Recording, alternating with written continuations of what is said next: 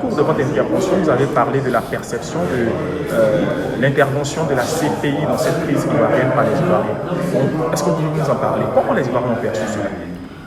Comment les Ivoiriens l'ont perçu? Bien sûr, il y a toujours cette divergence-là. Pour les uns, oui, la CPI a été un très bon instrument parce que finalement, la CPI a mis la main sur un des acteurs qu'ils ont considéré jusque-là comme fauteur de trouble. Pour les autres, c'était le mentor d'intervention de la CPI a brisé le schéma. Mais pour l'homme scientifique que je suis, je pense que au regard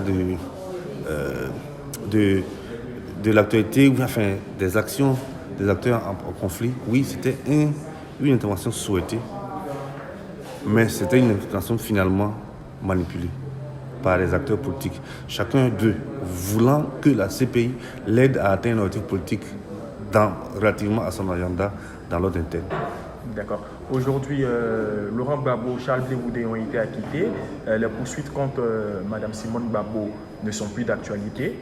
Est-ce que vous pensez que les Ivoiriens aujourd'hui, comment ils perçoivent toutes ces décisions? Alors finalement, Expose, c'est l'un des mérites de la CPI d'avoir mené un procès, certes long, mais un procès on va dire finalement avec la rigueur et la vérité qui doit entourer un tel procès, et donc de les libérer. C'est bon, ça permet et là, sans peut-être, ce n'était pas son objectif, mais la CPI participe à l'apaisement du climat politique en Côte d'Ivoire.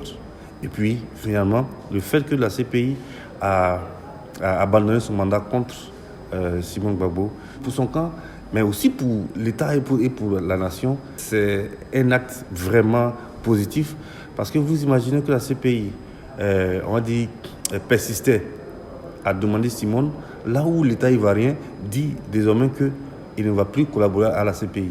Ça allait être finalement un jeu de ping-pong qui n'avait pas arrangé et qui n'a pas participé à l'apaisement. Donc ça, c'est vraiment une bonne action et qui permet à ceux qui hier criaient sur les toits, au moins, de comprendre que la CPI est indépendante dans son agenda et dans son fonctionnement. Tant que la Côte d'Ivoire entreprend vraiment des actions judiciaires pour que si les crimes qui sont allégués, qui sont réels, là, ne restent pas impunis, il n'y a pas de problème parce que, bon, principe de subsidiarité, on a bien voulu collaborer, mais maintenant on a un système judiciaire qui est capable de le faire.